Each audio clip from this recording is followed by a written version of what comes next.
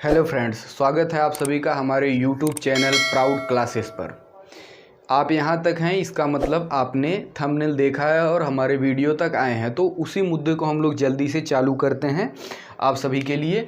तो एक क्या है मैटर, चौरी चौरा कांड। ये कब हुआ था? 4 फरवरी 1922। हालांकि स्मारक और किताबों की तारीखों में थोड़ा अंतर आपको मिलता है। आप गूगल पे सर्च करके देख सकते हैं स्मारक पर क्या तारीख बताई गई, परंतु हमारा मुद्दा तारीख नहीं है। हम लोग इस पे बात करते हैं। यह आधुनिक भारत का बहुत चर्चित टॉपिक है। और चर्चित क्यों है कि आधुनिक भारत में एक आंदोलन जो सब पढ़ते रहते हैं, असहयोग आंदोलन, महात्मा गांधी का बहुत प्रसिद्ध आंदोलनों में एक असहयोग आंदोलन, उसी असहयोग आंदोलन को यह स्थगित करा देता है, यानी कि समाप्त करने का कारण बन जाता है। अब कैसे ये आया, क्या कारण रहा, उसी को आज हम लोग जानते हैं। वनडे एग्जाम में ये तारीख लगभग पूछा जाता रहता है, तो इसको हम लोग याद कर लेते हैं। इसमें हुआ क्या था कि 23 पुलिसकर्मी और एक थानेदार जिनका नाम क्या था, गुप्तेश्वर सिंह, इनको जिंदा जला दिया गया था। अब ये कैसे इसका बेस बनता है, क्या हुआ था, उसके बारे में हम लोग थोड़ा जान लेते हैं। ये जो हम लोग लिखा देख रहे हैं ना, चौरी और चौरा, ये 2 गाँव मिलाकर थे और इसको एक रेलवे के अधिकारी थे जिन्होंने दोनों का नाम मिलाकर एक गाँव कर दिया था। पहले इसका एक गाँव था चौरी, एक गाँव था चौरा। ये गोरखपुर में स्थित एक गांव है, चौरी और चौरा, तो दोनों को मिलाकर एक गांव बना दिया गया। और यहाँ पर एक स्थानीय बाजार था, जिस बाजार का नाम क्या था, भोपा। यह व्यावसायिक रूप से बहुत ही समृद्ध था। यहाँ पर ब्रिटिश सैनिक जो थे उनके लिए जूते वूते, चमड़े के जूते का निर्माण किया जाता था। यहाँ पर समृद्धि ठीक ठाक थी। और होता क्या है कि यहाँ के जो व्यवसायिक थे वो भी असहयोग आंदोलन में आ गए। अब समझिए कि व्यवसायिक अगर असहयोग आंदोलन में आ गए तब वो क्या करेंगे, वो भी सहयोग नहीं करेंगे। अब आंदोलन में उनके आने का मतलब क्या हो गया कि वो भी अपने तरफ से कुछ न कुछ विरोध करना चालू कर देते हैं। जैसे शुरुआती विरोध उनका एक मुद्दे पर होता है कि शराब बंद कर दिया जाए। एक और विरोध था कि खाद्यान्नों की कीमतों को कम रखा जाए, इतना ऊंचा नहीं किया जाए। तो यही मामला 2 मामले को लेकर शुरू होता है। तो अब जब विरोध चालू हुआ तो ये पुलिस व्यवस्था इस विरोध को रोकने का प्रयास करती है। अब इससे 2 दिन हम लोग पहले चलते हैं, 4 तारीख से 2 दिन पहले पुलिस व्यवस्था बाजार में जाते ही इस आंदोलन को अवैध घोषित कर देती है। इनके जुलूस को अवैध घोषित कर देती है। कहती है कि ये जो विरोध कर रहे हैं इसका कोई मायने वायने नहीं है।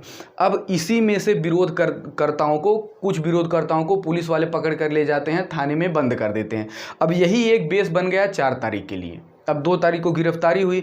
अब 2 दिन बाद 4 तारीख को 2500, लगभग 2500 व्यवसायिक, और इस बाजार जो था ये साप्ताहिक बाजार लगता था, तो बाजार करने आए व्यक्ति ये सभी लोग मिलकर क्या कर देते हैं, एक जुलूस निकालते हैं फिर से। और ये लोग कहाँ जाते हैं, पुलिस के पास, मतलब थाने के पास जाते हैं। और उनको जो लोग गिरफ्तारी हुए थे उनके साथी, उनके समर्थन में ये लोग क्या करते हैं, जुलूस निकालते हैं और पुलिस से मांग करते हैं कि उनको रिहा किया जाए। अब जैसा कि इसी मामले में धीरे धीरे मामला आगे बढ़ता जाता है।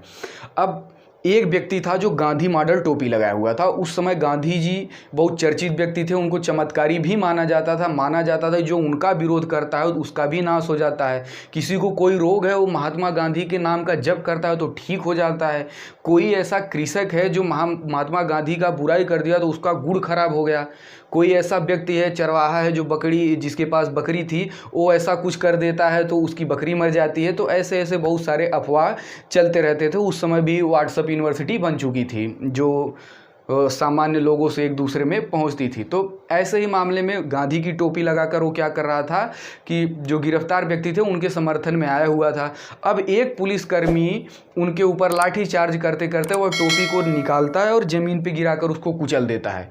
अब वहाँ जितने व्यक्ति थे उनकी भावनाएं आहत हो जाती है।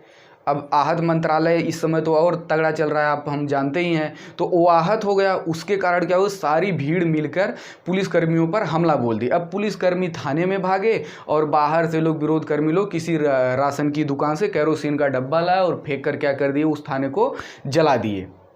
तो ऐसे जल गए। हालांकि एक स्टोरी मैं आपको और बताता हूँ जो कुछ अलग ही इतिहासकार लिख के छोड़ दिए हैं, उनका भी मानना है, तो कभी कभार उस स्टोरी को भी आप जानते रहिए। देखिए, कहा गया कि एक व्यक्ति थे जिसका नाम था भगवान अहिर।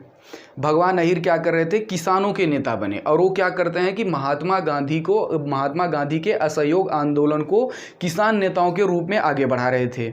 अब जब ये इस आंदोलन को आगे बढ़ा रहे थे तो इन्होंने क्या कहा कि जमींदारों का सपोर्ट न किया जाए, मतलब वो भी क्या हो, जमींदारों की तरफ से असहयोग कर दिया जाए, उनके लिए कार्य न किया जाए। तो जमींदारों को लगा कि अगर ये इससे किसान करते रहेंगे तो हम लोग का कैसे व्यवसाय होगा। तो इन्होंने क्या किया, उस आंदोलन भगवान अहिर को जो आंदोलन उनका था उसको सबक सिखाने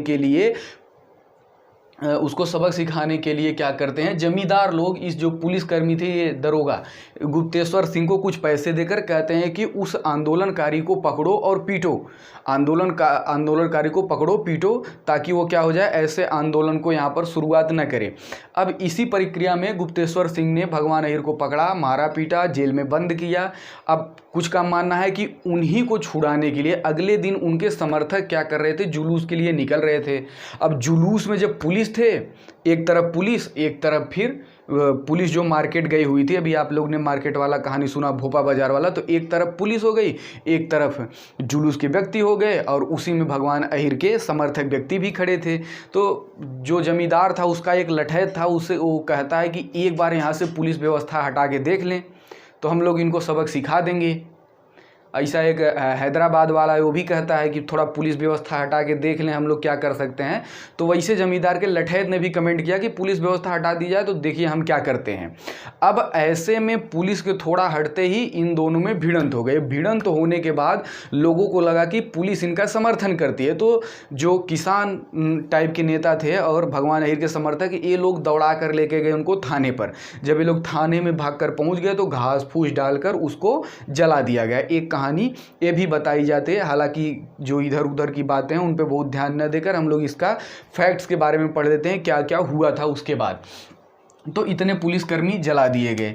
तो महात्मा गांधी ने क्या, 12 फरवरी 1922 को बारदौली में असहयोग आंदोलन स्थगित कर दिया। इस आंदोलन को स्थगित कर दिया महात्मा गांधी ने पूरी तरह से।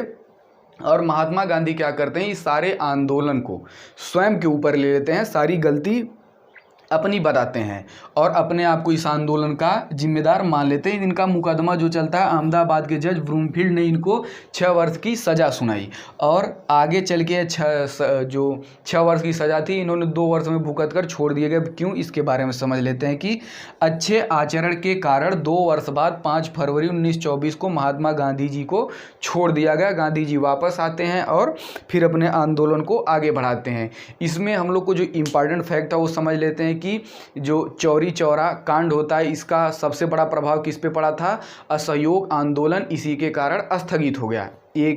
इसका तारीख क्या है, क्यों हुआ था, क्यों इसका कॉन्सेप्ट बना था, तो इसका कॉन्सेप्ट भी उसी तरह से बना था कि असहयोग आंदोलन चल रहा है, उसी आंदोलन को आगे बढ़ाने में इस कांड का भी बेस तैयार होता है। और यह कांड किस चीज़ का बेस तैयार करता है, यह कांड बेस तैयार करता है असहयोग आंदोलन के स्थगन का। तो यहाँ पर ख़त्म होता है चौरी चौरा कांड के घटना की कहानी। धन्यवाद, आप लोग वीडियो में जुड़े रहिए और इस टाइप की जानकारियाँ या किसी को आप उसके मन में कॉन्सेप्ट डेवलप करने के लिए ये सब बातें अगर उस तक भेजते हैं तो उसके पढ़ाई के लिए थोड़ा ये सब कॉन्सेप्ट सुनने के बाद ठीक ठाक से एक घटनाक्रम याद रहेगा। धन्यवाद।